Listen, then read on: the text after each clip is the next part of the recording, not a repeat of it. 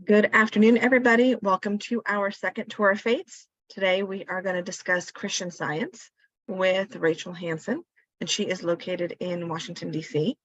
I'm going to make sure that you all stay muted during the presentation, and then after the presentation, we will stop recording and we will do questions and answers. So that's when you guys can unmute. You can, if you want to throw a question in there or have a comment, throw it in while we're speaking. You can throw it into the chat, and we can try to make sure we see it. Otherwise, we will do all questions, and sometimes you might put the question in there that we can discuss afterward, just because you might forget the question. So feel free to do that. So we will go ahead, and Rachel, go ahead if you'd like to get started. Sure. Thanks so much for having me, Christina. Nice to see you all this afternoon. It's fine to keep everyone muted, but I also want this to feel like a little bit interactive, even though I have it set up as sort of a presentation. So again, like if you have questions as I'm talking, feel free to drop them in the chat or like throw up your Zoom hand so that we can pause and address questions as we go. But I've arranged this so that there's plenty of time after I finish my slides to have like an actual Q&A. But I've got the chat box open on my other screen so I can see those as they're happening. And yeah, so I guess the first thing while I just introduce myself is you'll see this question at the bottom of my slide here asking, what did you come to this session hoping to learn? What's your number one question about Christian Science? So as I'm introducing myself, I'd love it if you just dropped your question or your reason for being here in the chat today so that I can know a little bit about who you are and what you want to learn, so that I can think about that as I'm speaking to make sure I address why you're here. So yes, my name's Rachel. I live in Washington, D.C. I'm a member of the Sixth Church of Christ Scientist in Washington, D.C. That's the formal name of our church, the Church of Christ Scientists, but we're more commonly known as the Christian Science Church, and then the sort of the name of the type of Christianity that we practice is Christian Science. My church is called the Sixth Church of Christ Scientists, Washington, D.C., because it was the sixth one that was founded in this particular city. So any city you go to that has Christian Science churches, like I know Baptist churches number their churches like this. So you might find different numbers, and like some of those churches have changed over time. So for example, in Washington, we have a first, a fifth, a sixth, a first, fourth, fifth, sixth, and seventh, because at some point a couple decades ago, I think second church closed, and then there was a third church, and actually the third church then merged with the first church and then changed its name because they were feeling like it was more important to have a first in the city than a third. So they kept the first and dropped the third. So like these things change over time. But that's why I'm talking to you as the Sixth Church of Christ Scientists, Washington, D.C., but I'm representing the whole denomination today. And I'll tell you a little bit more about our kind of denominational and organizational structure a little bit later in my slides. And this, we also have, if you don't know anything about Christian Science and you've never been in a Christian Science church, you might have heard of or encountered a Christian Science reading room at some point in your life. And that's because that's kind of our outreach mechanism. You know, some people have missionaries, like Jehovah's Witnesses used to go to door, but now they go, I've heard it described as just going to where people are. So I see them out at the lake where we go boating often. They stand at the metro signs. Different people do different things to reach out to the public. So reading rooms is our method of doing that. And in past years, I've actually presented from our reading room, but I have a toddler now. So going to the reading room and hauling him along wasn't going to work. So I'm presenting from my home office, but we also have a reading room. Anytime you see a reading room, there's going to be a Christian Science church nearby, because that's who's sort of sponsoring the reading room. And here's a little picture of our very churchy looking church. My husband is Muslim, and he's been to a lot of different Christian Science churches, but when he first came with me to this church, he said, wow, this is a beautiful church. I think it's the most church looking one that I've ever been in. And then on the right is our reading room space, which is just a little storefront on a commercial street here in Washington. So I'll just spend a little bit of time kind of going over the basics of what we believe and what our church looks like. So what is Christian Science? And I see one chat in here. I'm interested in learning more about your faith. And you've attended a service in Salt Lake City. Okay, great. So we're a Christian denomination. We study the Bible. We regard Christ, Jesus, as the Messiah and as our primary teacher and example. We are called the Church of Christ Scientists, as I explained. Christian Science is also an explanation of how Jesus healed the sick and sinning and raised the dead. And we believe that what he did and taught is something that anybody can learn and practice. And I also like to think of it as a spiritual discipline. And so I just pulled this little quote from a book by the woman who founded Christian Science, which I'll talk about it more in a little bit. The law, Christian Science is the law of God, the law of good, interpreting and demonstrating the divine principle and rule of universal harmony. So Mary Baker Eddy is the woman who founded the Christian Science Church, and she uses the word discovered Christian Science. So she was a writer, teacher, and healer in the late 19th century, born in 1821 and died in 1910. She founded this church and led the Christian Science movement. And she explains in it's called the Manual of the Mother Church, but it's essentially the bylaws of the church structure that she developed, that she founded the church to commemorate the word and works of our Master Christ Jesus, and to reinstate primitive Christianity and its lost element of healing. And she's the author of a textbook, or what we understand as a textbook for Christian healing, which is called Science and Health with Key to the Scriptures, which she first started writing in the late 1860s and finally completed and published in 1875. And that was after a doctor whose patient she had healed encouraged her to write about what she had done in a book so that others could learn it too, because he had given up on this patient and believed that they would die. And then she healed that person, and he was quite impressed by that. And I'll talk about it a little bit more, but we use the Bible and this book, Science and Health with Key to the Scriptures, as our scriptures, our instructive texts in Christian Science. And just starting with, for us, what is God? So she describes in that book, the Christian Science God is universal, eternal, divine love, which changeth not and causeth no evil, disease, nor death.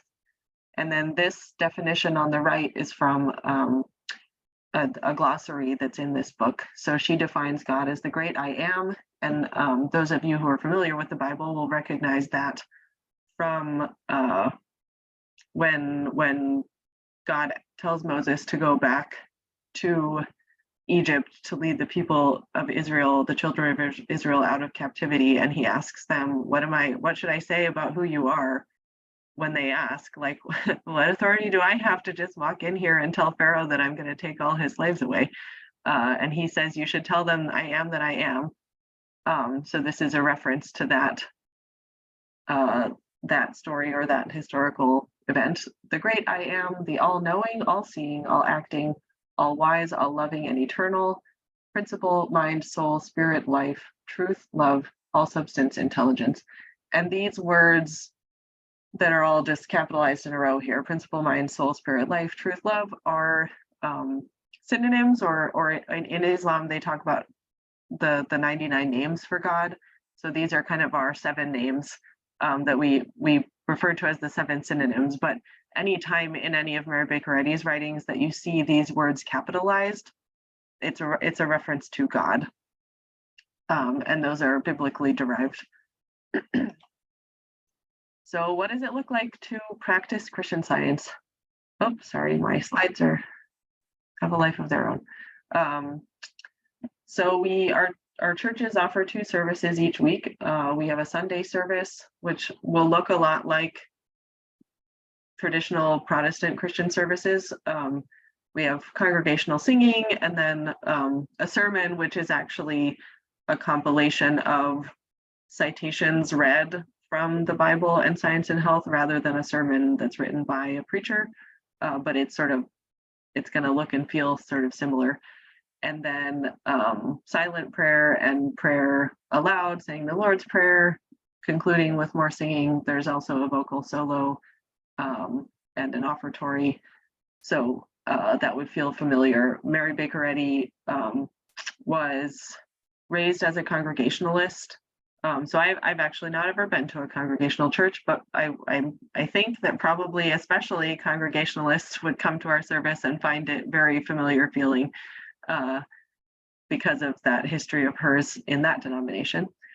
We also offer Sunday school for students up to the age of 20, and we engage in a daily study of the Bible and this other book, Science and Health with Key to the Scriptures, and that especially includes daily prayer for ourselves, our communities, and the world.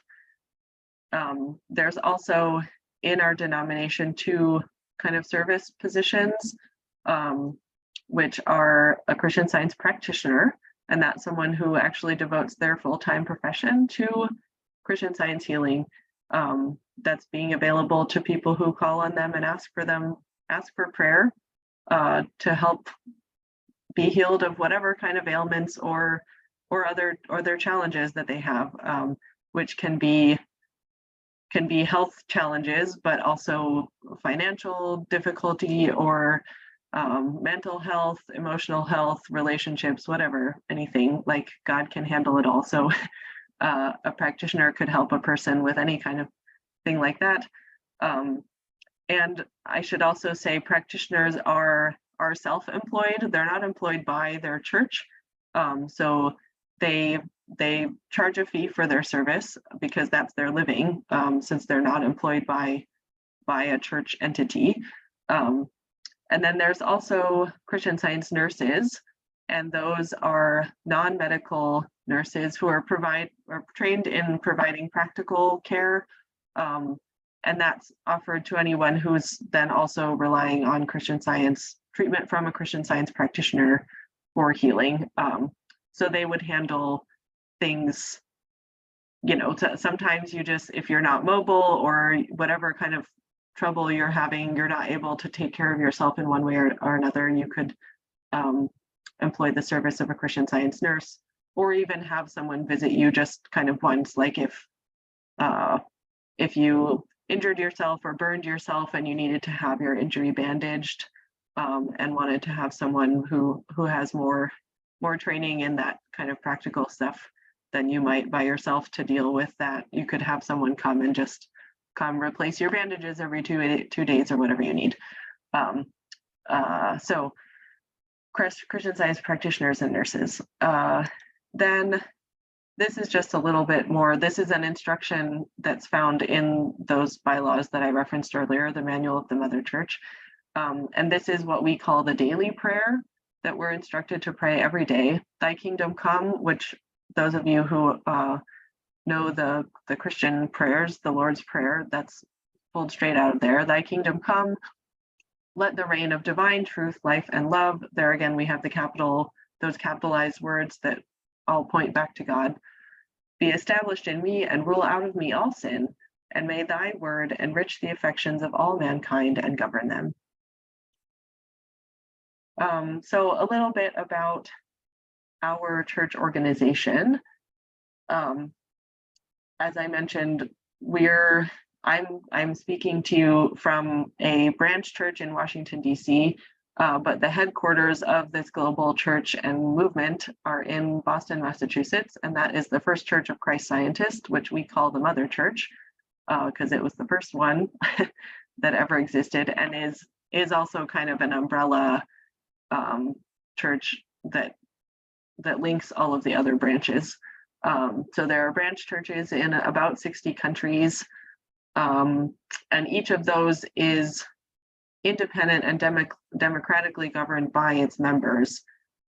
So those, although they're all officially connected to the Mother Church, and they are governed by a subset of the bylaws that govern the Mother Church, they also have their own bylaws that are developed by their members, and those members participate in the democratic governance of their own branch church. These books, the Bible and Science and Health, that I've been talking about are actually, we refer to them as our pastor. So that's why you'll hear those read in church instead of a sermon written by an individual pastor. So we actually have no clergy in our church, but we have elected readers from the congregation that serve whatever duration of term is in the bylaws of any given branch church. And we'll read the lesson sermon each Sunday in our churches. What else do I want to say about that? I think that's all. So we just have lay readers and no clergy. And you'll often find a practitioner or a nurse or several among the members of a church, but those people who've chosen that as their profession don't hold any particular higher status or official position in any given church. They're just members like anybody else, and they have a different day job than someone like me who doesn't do that as their day job. Building on what I was saying about the sermons, so it's a standardized weekly sermon that's developed by a committee at the headquarters in Boston and then distributed to all churches. So you will find any Christian Science church anywhere in the world will be hearing the same lesson sermon read aloud in their church on any given Sunday. And that is also based on a rotation of 26 subjects that are derived from what was in Mary Baker Eddy's time the International, well, I forget what the actual name is, something like International Sunday School Curriculum or something.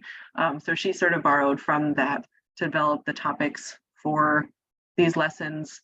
So it's repeating topics, but the content of citations each time will change, but it's going to be the same on any given week across all churches. So if you went to a church in Bogota, Colombia, you're going to hear it in Spanish, but it will be the exact same thing as you would be hearing in my church in Washington, D.C.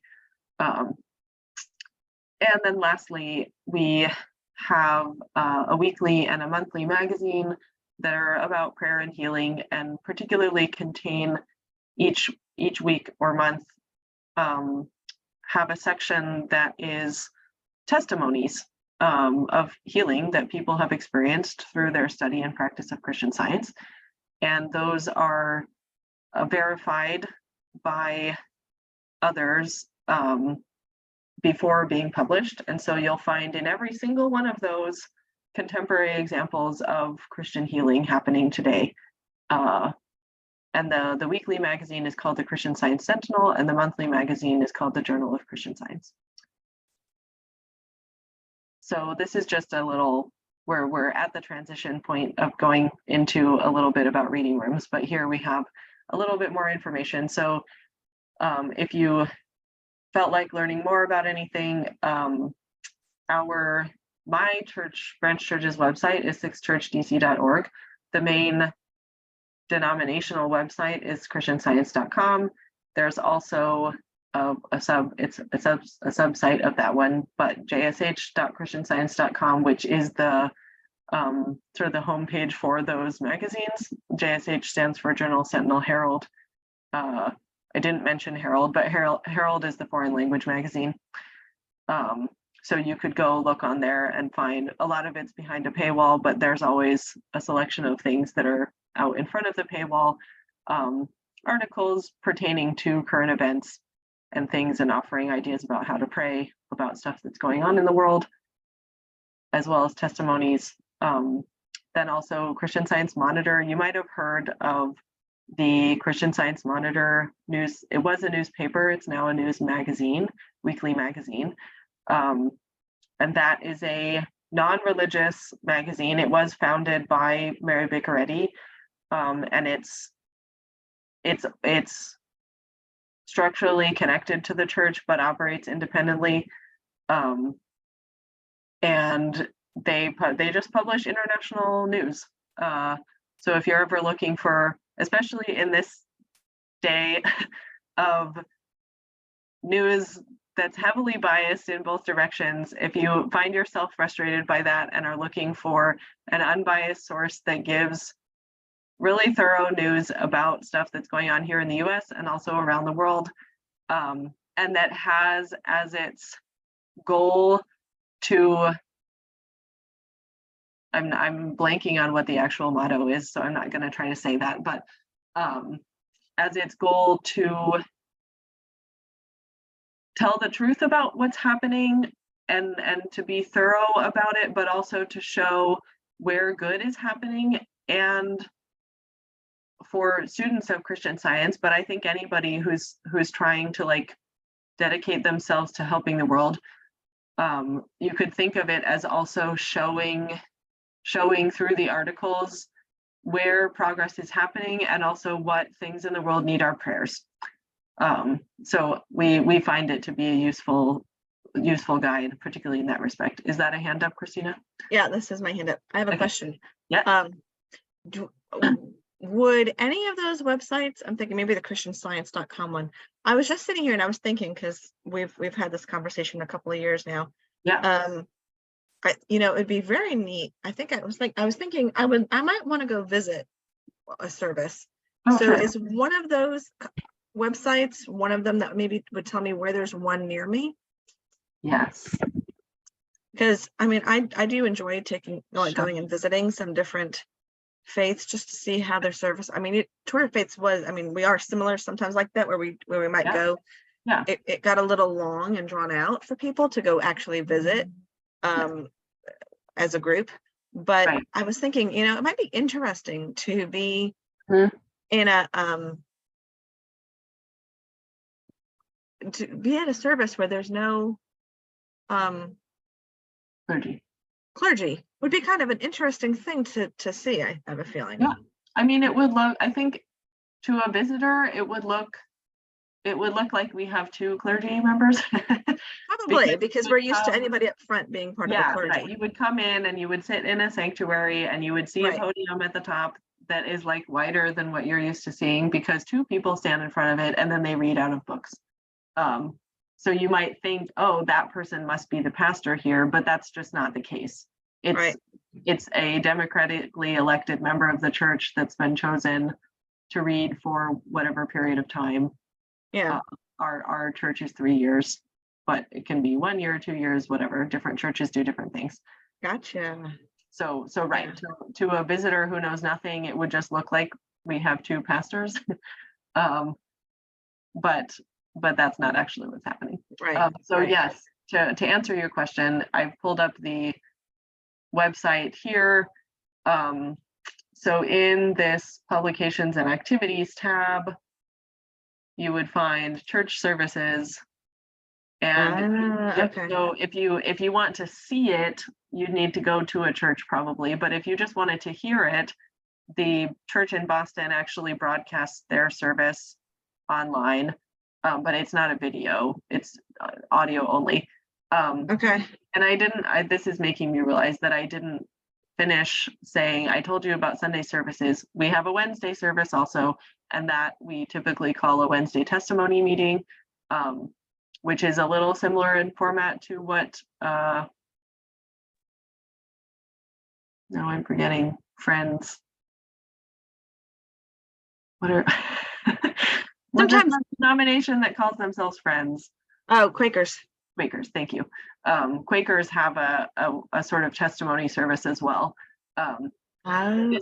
There's in those services, there's a shorter selection of readings, and that one is not standardized. It's put together by the person that was elected as the first reader. So it's going to be different everywhere you are, but always sourced from the Bible and from Science and Health. Right. And that it's going to be a shorter sermon. And then the second half of the service is kind of, you might think of as like an open mic for anybody in the congregation to share how, especially testimonies of healing, but also like inspiration or how they're praying about something or gratitude for what they're learning. I actually have thought sometimes that when I've been at church, I wish there was like a little open mic section for people that could just kind of get up and speak about like something that they heard or something that they might have experienced that week, just because I feel like sometimes hearing from the people versus like the one pastor all the time is really beneficial and helpful to create a family and to create a community type of influence. Yeah, definitely. I think, to me, if I were to tell someone to visit, or if someone were to say that they like to visit a church, particularly someone who's another Christian and might have to skip their own church service to come visit ours, I would tell them to visit a Wednesday service, because that's where you're going to get a little taste of like the kind of doctrinal stuff that you hear from the lesson sermon, but mostly you're going to hear from real people about how they're practicing and living Christian Science, and that I think is much more interesting to a curious observer. Right.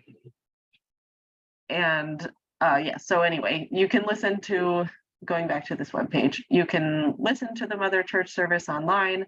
You can also find a church near you, a Wednesday meeting near you in this directory. I think they've now merged them. There was a time, oh, what's this? Oh no, that's just the Mother Church services. So in this directory of churches, there'll also be information about any services that particular churches offer that are online. So like our services are also broadcast in a Zoom call. Right. So so you could listen into ours. It's also not on video. If you wanted to transport all the way to Washington, D.C., but you could find a church that's near you. Right. Using this directory. Okay. Yeah, cool. Because I think I might look into that at some point. Sure.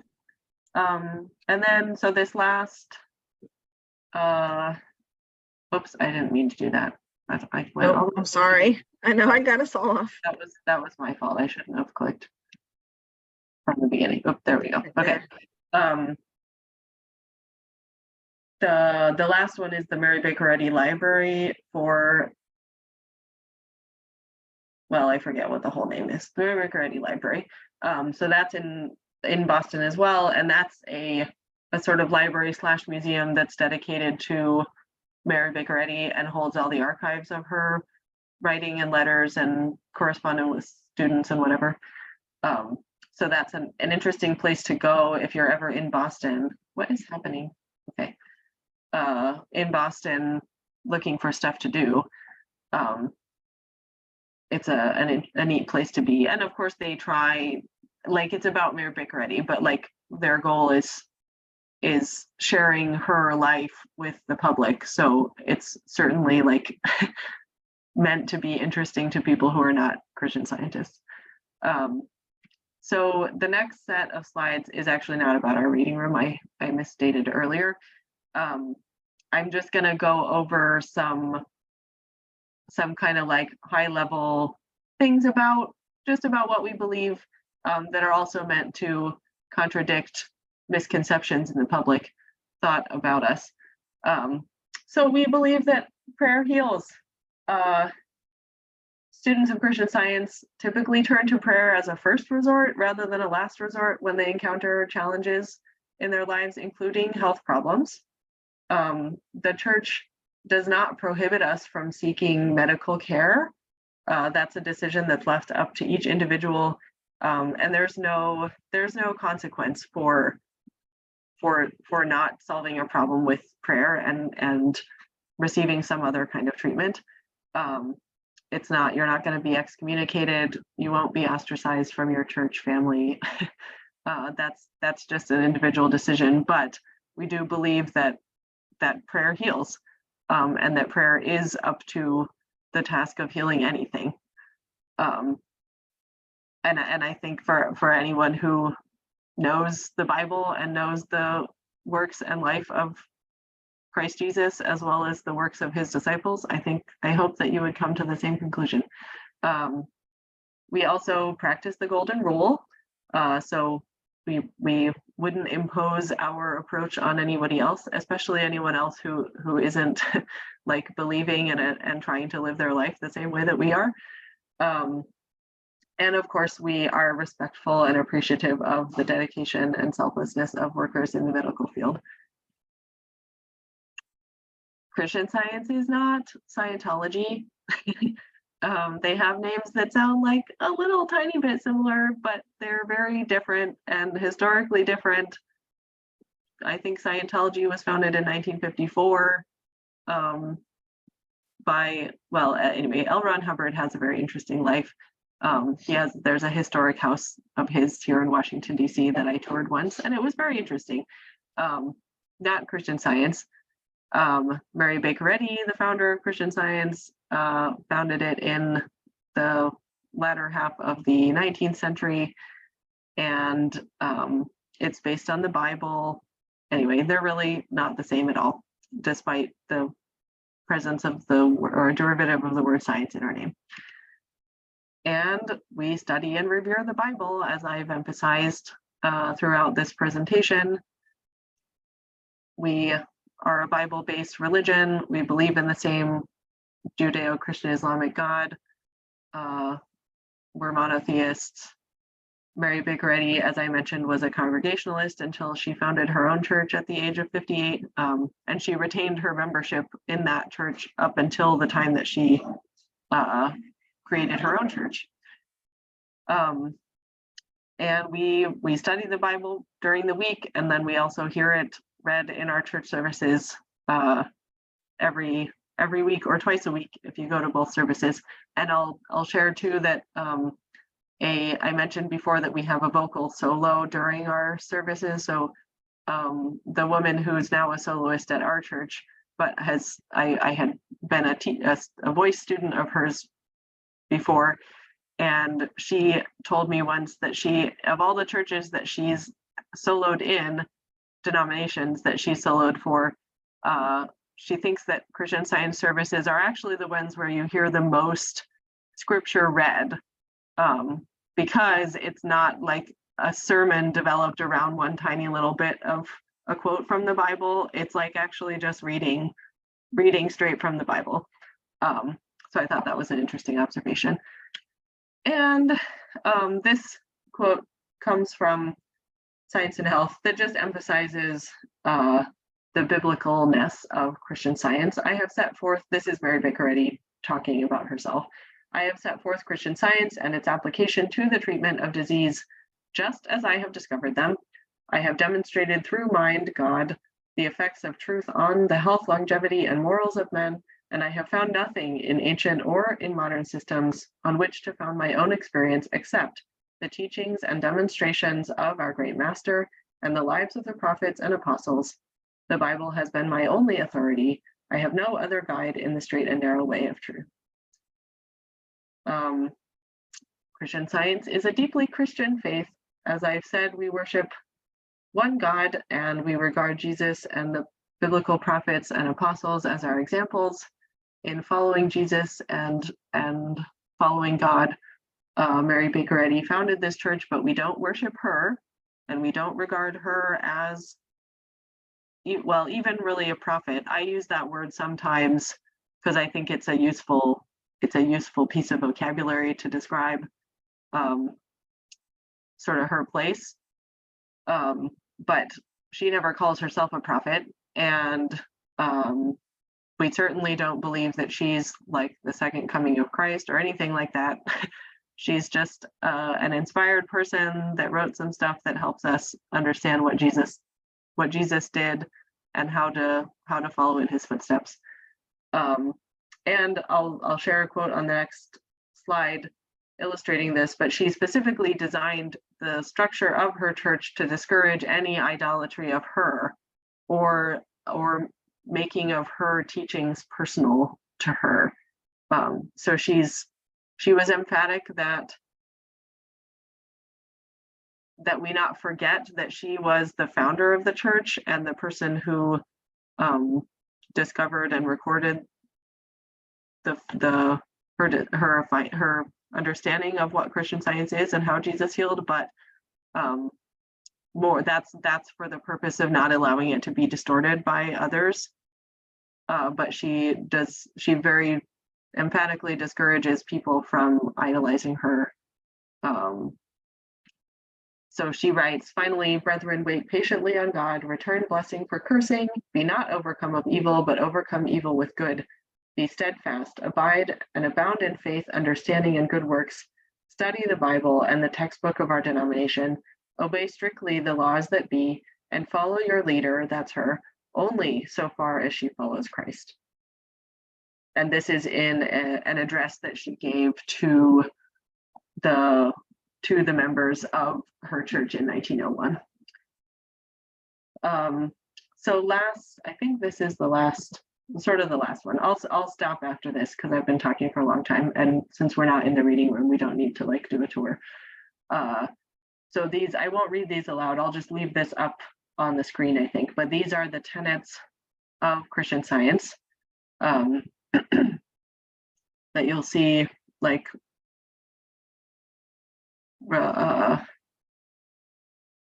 emphasize our reference to the Bible and our monotheism and our reverence for Christ, our views on sin and the atonement and the crucifixion. So I think I'll just stop there and we can have our Q&A time now. Thank you so very much. Yeah, of This course. was a lot of information. That was a lot. Okay. Yes, so I think hopefully that was good information for everybody. So I'm going to go ahead and stop recording. So if we want to go ahead and ask some questions and answers, we can. Yeah.